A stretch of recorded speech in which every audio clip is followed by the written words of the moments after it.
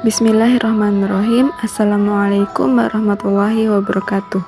Perkenalkan, nama saya Nisa Ulasana. Di sini saya akan membahas materi tentang tafsir bil ma'sur untuk memenuhi mata kuliah ilmu tafsir.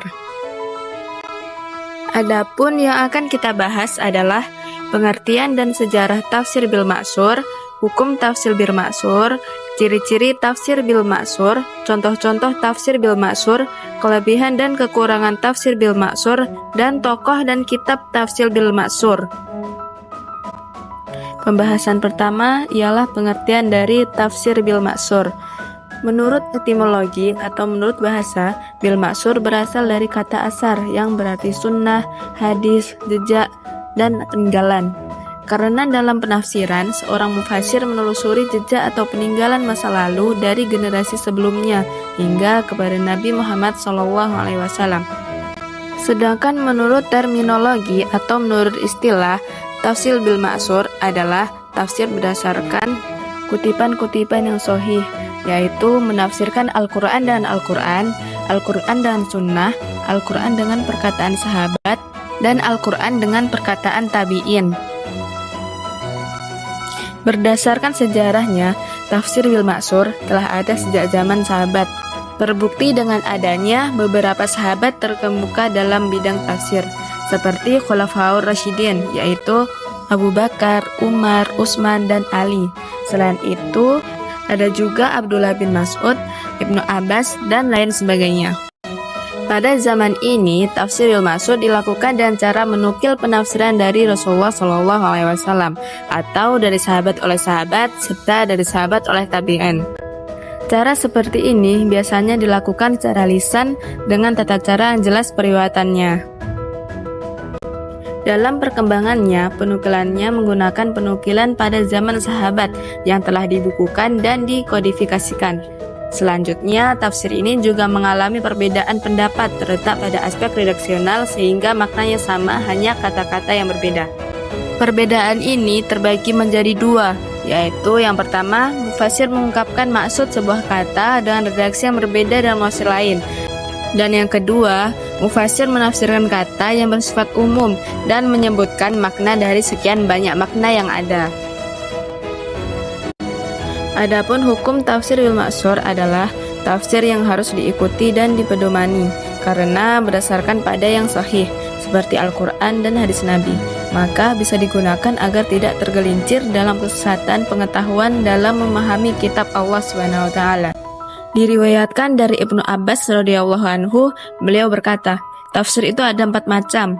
Tafsir yang dapat diketahui oleh orang Arab melalui bahasa mereka, tafsir yang harus diketahui oleh setiap orang, tafsir yang hanya bisa diketahui para ulama tafsir, dan tafsir yang sama sekali tidak mungkin diketahui oleh siapapun selain Allah Subhanahu wa Ta'ala.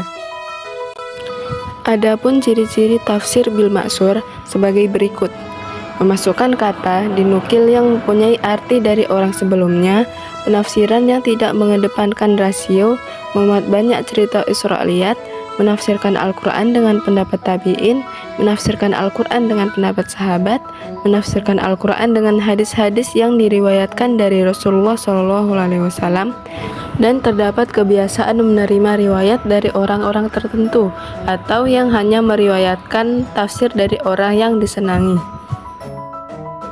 Adapun contoh tafsir bil ma'sur, yang pertama adalah tafsir Al-Quran dengan Al-Quran, seperti pada Quran Surat Al-Baqarah ayat 37, yang artinya, kemudian Adam menerima beberapa kalimat dari Tuhannya, maka Allah menerima taubatnya. Sesungguhnya Allah Maha Penerima Taubat lagi Maha Penyayang. Kata kalimatin atau beberapa kalimat kemudian dijelaskan pada surah lainnya, yaitu Quran Surah Al-A'raf ayat 23, yang artinya, keduanya berkata, ya Tuhan kami telah menganiaya diri kami sendiri, dan jika Engkau tidak mengampuni kami dan memberi rahmat kepada kami, niscaya pastilah kami termasuk orang-orang yang merugi. Kemudian tafsir Al-Quran dengan sunnah, seperti pada Quran Surah Al-Baqarah ayat 238, yang artinya, peliharalah semua sholatmu dan peliharalah sholat wusta. Berdirilah untuk Allah dalam sholatmu dengan khusyuk. Lalu dijelaskan dengan sunnah Nabi bahwa yang dimaksud sholat wusta adalah sholat asar.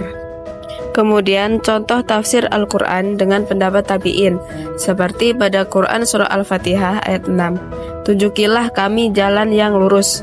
Mujahid bin Jabbar menafsirkan Shiratal Mustaqim artinya adalah kebenaran. Mujahid itu sendiri pun sering menemui Ibnu Abbas dalam memperoleh keterangan. Contoh terakhir yaitu tafsir Al-Quran dengan pendapat sahabat, seperti pada Quran surah An-Nisa ayat kedua. Dan berikanlah kepada anak-anak yatim yang sudah balik harta mereka. Jangan kamu menukar yang baik dan yang buruk, dan jangan kamu makan harta mereka bersama hartamu. Sesungguhnya tindakan-tindakan menukar dan makan itu adalah dosa yang besar. Kata Hubban ditafsirkan oleh Ibnu Abbas dengan dosa besar. Setiap metode tafsir memiliki kelebihan dan kekurangan masing-masing. Kelebihan tafsir bil ma'sur menurut Dr. Profesor Quraish Shihab adalah: yang pertama, menekankan pentingnya bahasa dalam memahami Al-Quran. Yang kedua, memaparkan ketelitian redaksi ayat ketika menyampaikan pesan-pesannya. Dan yang ketiga, mengikat mufasir dalam bingkai teks ayat-ayat, sehingga membatasinya terjerumus dalam subjektivitas berlebihan. Sedangkan kekurangan tafsir bil ma'sur antara lain uraian kebahasaan dan kesusastraan yang bertele-tele, sehingga pesan pokok Al-Quran menjadi kabur. Kemudian seringkali konteks turunnya ayat terabaikan, bercampur dengan riwayat yang tidak sahih, adanya riwayat do'if dan mungkar, pertentangan riwayat satu sama lain, dan bercampur dengan cerita-cerita Israiliyat. Dan pembahasan terakhir adalah kitab dan tokoh tafsir bil ma'sur.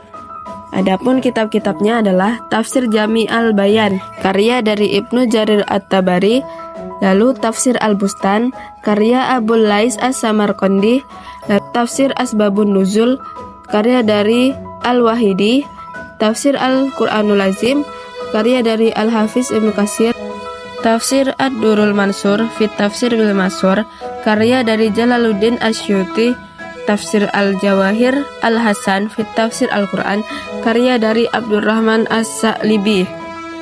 Dan ada beberapa kitab lain yang tidak tersebutkan di video ini. Demikianlah pembahasan kali ini.